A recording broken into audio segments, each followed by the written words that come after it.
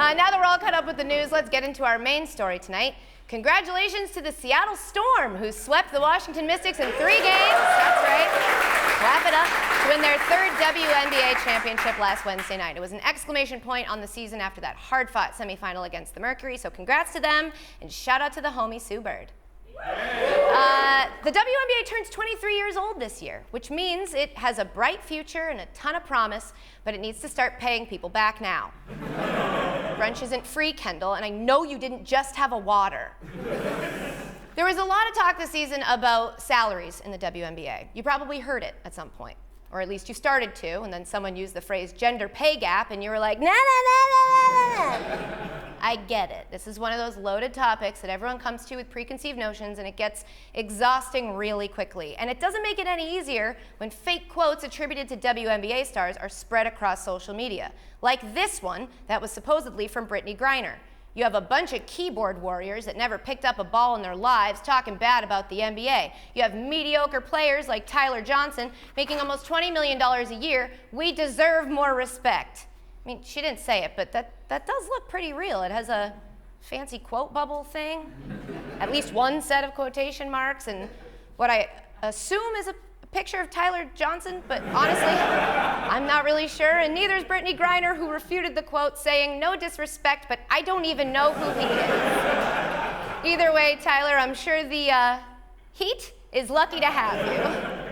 The problem is stuff like this gets shared a bunch of times, and it's the only part of this whole conversation that reaches people. And then we end up with this. She wants to get paid the same as Steph Curry. She didn't say the same. No, she basically did. She wants to get basically equal pay as the NBA players, which is crazy right now. Sorry. That clip is really triggering if you've ever been on a Tinder date. But at least you know he knows his stuff because he's talking the loudest.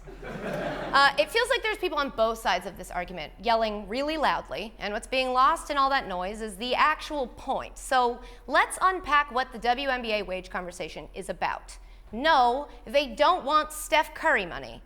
Well, they don't not want Steph Curry money, but that's just because Steph could pay the salary of every woman in the WNBA and still have enough left over to sign Le'Veon Bell. Anyone can make the argument that a younger, smaller, less popular league can't pay the same amount as the NBA. What's harder is arguing they can't pay the same percentage, which is what WNBA players are trying to tell you. They recognize the difference in how much money each league brings in, but they do want a higher percentage of their league's revenue. Remember, NBA players get about 50% of what the league calls basketball-related income. A Forbes report last year estimated that WNBA players only get about 25% of BRI. Well, Rachel, 25% is actually saying it too nice. It's actually closer to around 22%. Real quick, shout out to Amin for the wokest well actually a woman has ever heard. But 22%. 22%, that's their slice of the pie. You could take 22% of a pie at Thanksgiving and no one would even notice. 22% isn't a revenue split, it's a decent tip for the delivery guy who pretended not to recognize you the second time he came to your house in one day. One big issue is that unlike the NBA, it's tough to find any solid financial numbers for the women's league. We don't really know how much money they have or where it's coming from. It's like an episode of House Hunters. She's a yoga concierge and he's an amateur dog groomer, but I guess we'll just take your word for it that they have $3 million for their dream house in Savannah. But we do know salary information for the players, and quick math shows that even if we lowball the league's revenue numbers based on data we do have, like rights deals and ticket sales information, players aren't getting anywhere close to 50%. And the reason we're hearing about it now is that the players and owners can opt out of the current CBA at the end of October. But when players ask for a bigger cut, the most common refrain is, "We don't have the money." Like Adam Silver said on Get Up back in April, ultimately, this isn't a Title IX issue, it's a business issue. We still have a number of teams losing money. And if the teams in the league aren't making a profit, they can't possibly pay the players a whole bunch of money like they do in the NBA. Nearly half of NBA teams are losing money, and then even if you factor in revenue sharing, 9 of the 30 were in the red. Huh. So a number of NBA teams are losing money every year for sure. And a number of WNBA teams might be losing money every year, we think, and yet only one of those is readily accepted and talked about all the time. I wonder why that is. This is just like how Ferris Bueller spends an entire day ditching school, stealing cars, and bullying his classmates, but in the end, his sister's the one who gets arrested. But look, give it up for Jennifer Bray. But look, I kinda get it. If a league has been around for 22 years, and it only has 12 franchises, some of which still aren't profitable, and attendance is under 7,000 fans per game, you gotta shut it down and move on, right? You tried, it just didn't work out.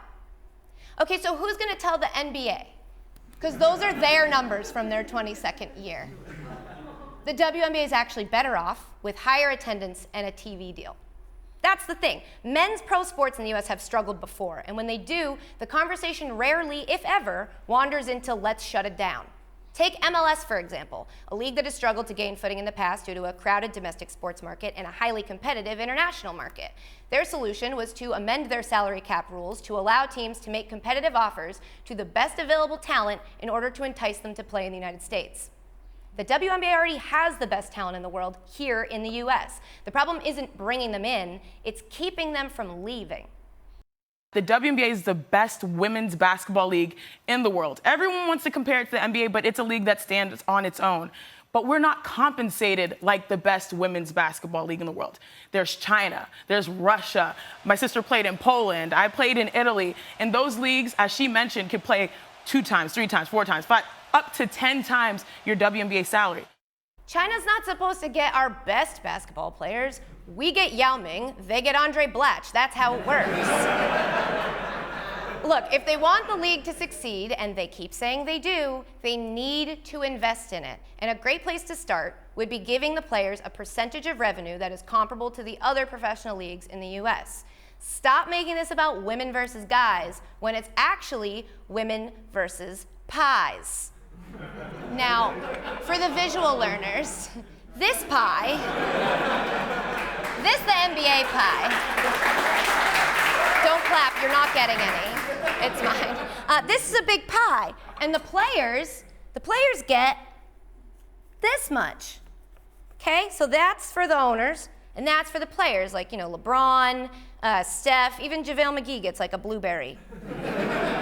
And this smaller pie here, yeah, that's a NBA pie. It's not huge, but it's delicious, and don't call it adorable. This little sliver, you know what? This is about as much as the WNBA players are getting, okay? And all they want is like this much more, okay? And this would be like a lot to ask. And maybe if more money is invested in the WNBA, then like maybe this is also part of their slice, you know? It tastes like a good idea to me. All right, that's enough of that. Go watch this thing. I'm gonna eat this. For more, sign up now for ESPN Plus.